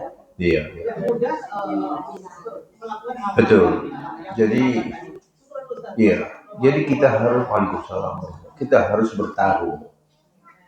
Sebagaimana kita bertarung dengan setan. Ya, kita ini kan ibu mau kemari aja mungkin tadi bertarung juga dengan setan. Betul enggak? Jalan macet ini kata setan ya bagus kamu di rumah, kan bisa juga baca sendiri di rumah. Jadi hidup ini tidak pernah sepi dari pertarungan dengan asyar, kejahatan. Nah, maka termasuk itulah dia yang harus kita lakukan untuk menyelamatkan anak-anak cucu kita. Tapi ya kemungkinan siapa yang kalah, siapa yang menang hanya Allah yang tahu. Yang jelas kita dituntut berusaha. Qu anfusakum wa ahlikum naro. jaga kamu, anakmu, dirimu, dan keluarga dari api neraka. Neraka itu ada di sekeliling kita. Seperti bahasa ibu tadi lah. Pinggir-pinggir ada tempat-tempat ya yang membuka peluang ya orang-orang berbuat maksiat kan gitu kan. Nah, jadi itulah bertarung kita. Nah, mulai dari rumah, jangan bosan-bosan. Mengapain? Jangan bosan-bosan. Menasehati anak. Kadang ibu bisa dibilang anak apa? Cerewet. Cerewet ini mama ini. Kayak saya anak kecil aja. Betul kan? Nah, jangan mau kalah. Terus saja. Itu namanya usaha. Dan kita harus kita senantiasa menganggap ini adalah pertarungan. Soal menang kalah itu masalah nomor 2. Ya, mungkin Allah menyelamatkan nanti. Nah, ada yang bisa kita batasi, ada yang kita tidak. Ibu kan tidak bisa mengawal anak 24 jam. Iya kan? Lepas dia dari rumah, kita nggak tahu lagi.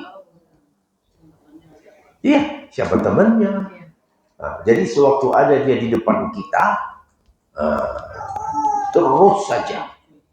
Ya, sambil makan, sambil duduk. Jangan istilahnya kata bosan. Biar anak yang merasa bosan ya biar aja. Ibu ini cerewet ini lagi. Ya hanya saja ya kepandaian ibu lah. Ya mungkin dari kejadian. Nah, lihat itu kejadian di sana itu. Nah, coba lihat. Nah, sekarang ada lagi bu yang namanya model bunuh diri untuk anak muda. Nah, lihat. Ini jadi bahan nih. Ngomong sama anak muda, kamu lihat gak itu? Apa yang membuat dia bunuh diri? Nah, itu jadi bahan kita. Tahu nggak kamu apa kira-kira? Jauh dari Islam. Kalau dia dekat dengan Islam, tidak akan mungkin dia bunuh diri. Dia jauh dari Allah Ta'ala. Dia pikir hanya dia yang mencari jalan keluar dari persoalan hidupnya. Ketika dia tidak menemukan jalan keluar itu, ya udah, bunuh diri lah dia. Nah, tapi kalau orang yang punya Allah, tidak mau. Jadi banyak kejadian-kejadian yang bisa kita jadikan bahan untuk mengajak anak, keluarga, ya berpikir, ayo berpikir. Nah, Yahudi, Palestina, ini jadi bahan nih. Ya, lihat itu. Manusia, umat yang bangsa, yang jahat, yang ada di pikirannya memusnahkan ya, orang-orang yang hidup di negerinya sendiri. Nah, jadi banyak yang bisa kita jadikan bahan untuk menyadarkan dia. Setan. Nah, tentang Dajjal. Dajjal ini harus kita ya kita sosialisasikan di rumah, di anak-anak. Awas kamu ya, ini Dajjal ini sudah dekat lagi. Ya, kamu tidak terasa nanti, mungkin saja di zaman kamu ini keluarlah ini Dajjal. Orangnya pendek, mukanya jelek, iya, wajahnya itu seperti priuk yang peot, ya. Tetapi dia paling disukai orang. Dajjal, matanya buta sebelah. Jadi supaya semua anak di kita tahu yang namanya Dajjal. Jangan sampai tidak tahu. Kamu pernah dengar nggak apa Dajjal? Tahu nggak kamu pernah dengar nggak apa namanya Dajjal? Apa itu bu? Saya belum tahu. Nah ini kamu nih nggak pernah sih, ya. Kenalkan ke dia Dajjal. Ini yang rusak-rusak ini sekarang ini adalah agennya Dajjal. Ya, agen-agennya, agent. Kan perusahaan itu kan ada agennya bu. Bukan dia yang turun langsung, tidak, tapi ada agen. Nah ini yang merusak ini semuanya ini agennya. Jadi kita harus berlomba, ya, sebelum anak diwarnai oleh kerusakan, nah kita dulu yang masuk. Itu namanya bertarung. Ya, harus bertarung itu. Jangan, aduh saya udah gak kuat lagi. Jangan bilang gak kuat. Harus kuat. Ya, yang memberikan pertolongan Allah. Kalau Allah ya ingin menolong, walaupun kita rasa kita tidak mampu, tetapi Allah menjaga. Itu dia, menjaga anak keturunan kita. Nah, ada yang lain? Waalaikumsalam.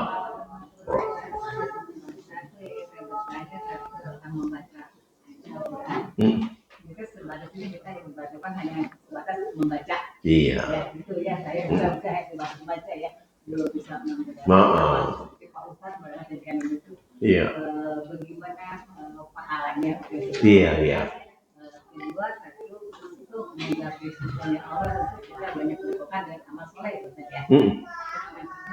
Kan masuk surga itu karena rahmat Allah ya. Betul saja. Gimana? Masuk surga. Oh iya betul, rahmat Allah. Kita untuk menggapai rahmat Allah itu berarti banyak berbuat amal soleh ya. Kita amal soleh itu banyak macamnya ya. Iya. Tapi kita tidak mungkin bisa menggapai semua untuk kita berbuat kayak orang kan tidak kita tahu terus ya. Iya, iya. Misalnya saya belajar istiqomah kan aja salah satu apa yang kamu bisa gitu ya. Apa? Betul, betul. Iya. Iya. Waalaikumsalam.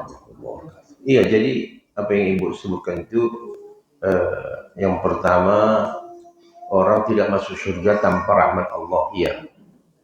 Bukan karena amalnya sebenarnya, karena kasih sayang Allah. Kenapa? Kenapa? Bukan karena amal. Karena amal itu nggak cukup untuk membayar surga. Ya. Ibu, kita apa yang bisa kita kerjakan amal soleh? Sedang yang mau dicari ini apa? Surga. Mana bisa ngebayar? Mana bisa menebus surga? Jadi kita masuk surga itu hanya kasih sayang Allah aja, Bu. Nah, lalu Allah gimana bisa kasih sayang kalau nggak ada buktinya? Ya, Allah mau kasih sayang saya, buktinya kamu apa? Taat. Ketaatan kamu itulah modal untuk mencapai apa? Rahmat Allah. Kalau hanya cuma saya mengharap rahmat Allah, nggak ada taat, itu mah. Ya itu dia itu ngomong doa. Siang malam mengharap rahmat Allah, tapi nggak mau sholat. Iya? Dari mana Allah menurunkan rahmatnya kepada kamu? Dari mana Allah mau mengukur kamu? Dari ketaatan. Kalau kamu sudah taat ini tentu berkaitan dengan kemampuan tadi. Ya, ibu beramal soleh sesuai dengan batas kemampuan ibu. Ya, nah, terkait dengan Al-Quran tadi, ya betul. Kita disuruh minimal membaca. Bukan terakhir itu. Ya, itu minimal membaca.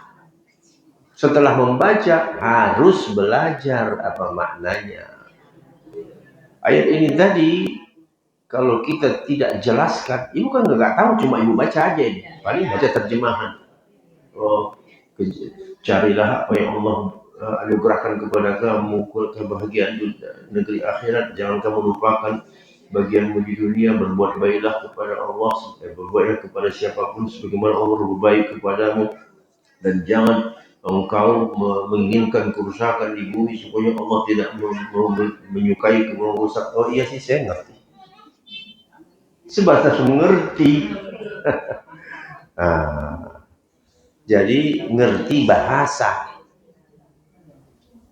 Kalau tidak mengerti bahasa lebih parah lagi. Jadi semuanya ada bertahap. Membaca, faham, mentadabbur, mengamalkan. Iya. Jadi itu semuanya kita harus naik, Bu. harus naik terus. Iya.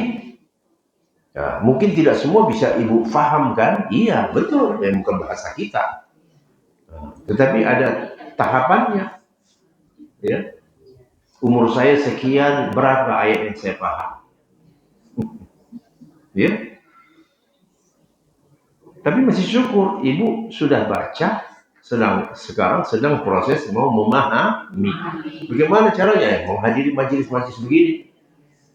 Nanti ibu pulang, oh saya Al-Qasas 77, alhamdulillah saya sudah paham dan sudah mengerti betul.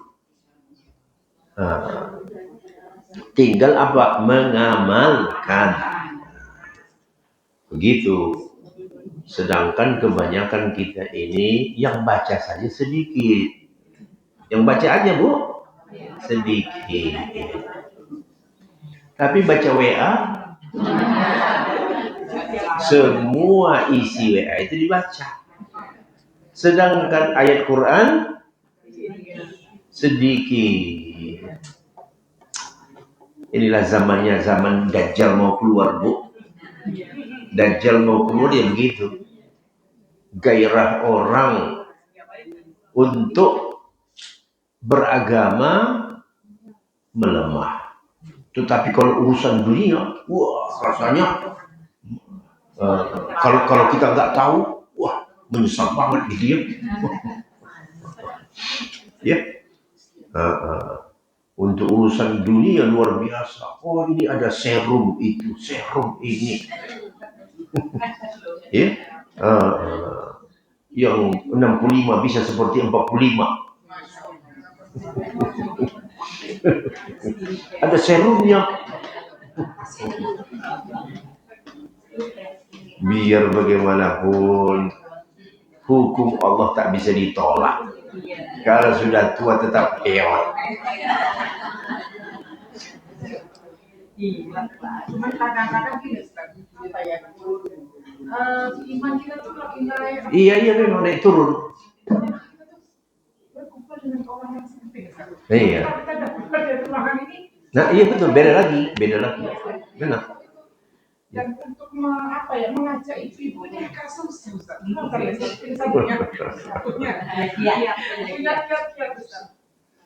ya nampak itu udah rumus ya, mengajak orang kepada kebaikan itu susah.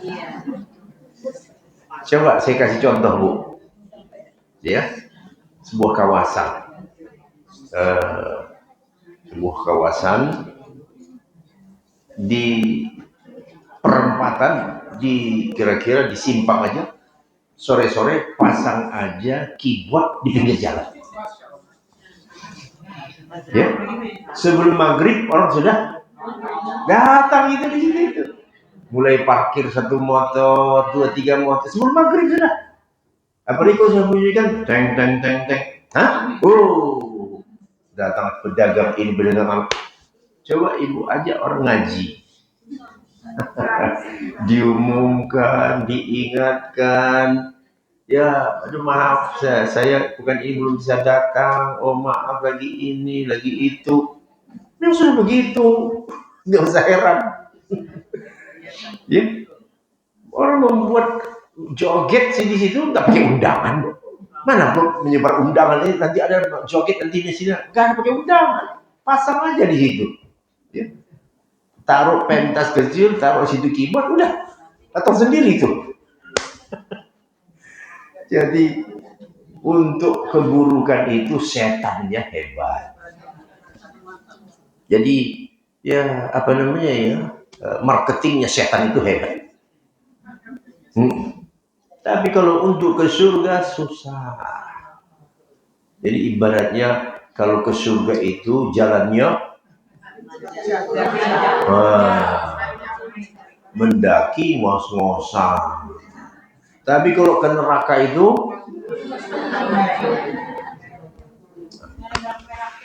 sudah begitu, itu udah rumus.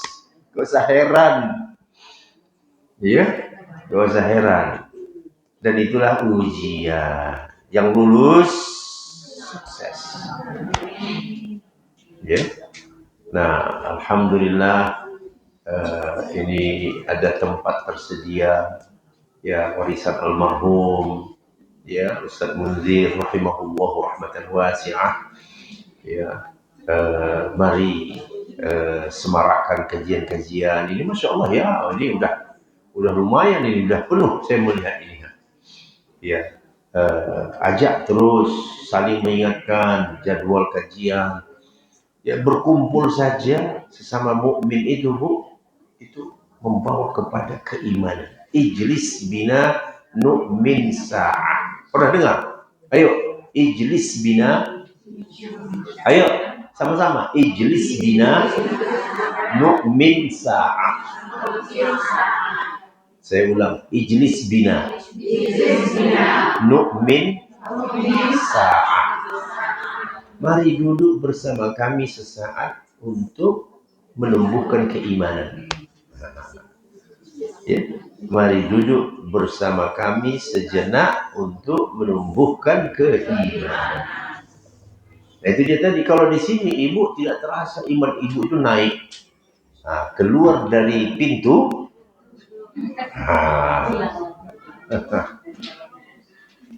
setan mulai. Di sini ini setan nggak kuat karena yang dibacakan di sini apa? Ayat-ayat Allah. Malaikat di sini penuh susah, setan nggak bisa masuk. Begitu keluar, dia nunggu di luar tuh setan itu. Dia nunggu di luar tuh. Ya, itu sebabnya. Iya. Jadi kalau di tempat-tempat seperti ini kok terasanya hati kita itu, waduh, iman kita itu semangat mau beramal itu. Iya, karena kita dikelilingi oleh siapa? Malaikat ini. Penuh susah ini malaikat. Setan nggak bisa masuk. Nah, tunggu kata dia di luar. Kapan kamu tidak keluar? Betul, begitu keluar mulai copot ini satu-satu. Apa tadi ya? Sampai akhirnya di rumah ditanya apa tadi materi. Wah, enak tadi Ustaz itu membahasnya panjang, jam setengah kami ngaji. Enak banget, menyentuh segala apa isinya. Apa tadi ya?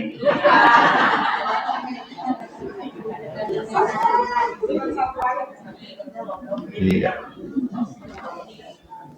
Jadi kita cukup, kalau tidak ada pertanyaan lagi mungkin ya saya akhiri dengan doa kafaratul majlis. Subhanakallahumma wa bihamdika asyhadu an la ilaha illa anta astaghfiruka wa atubu ilaik.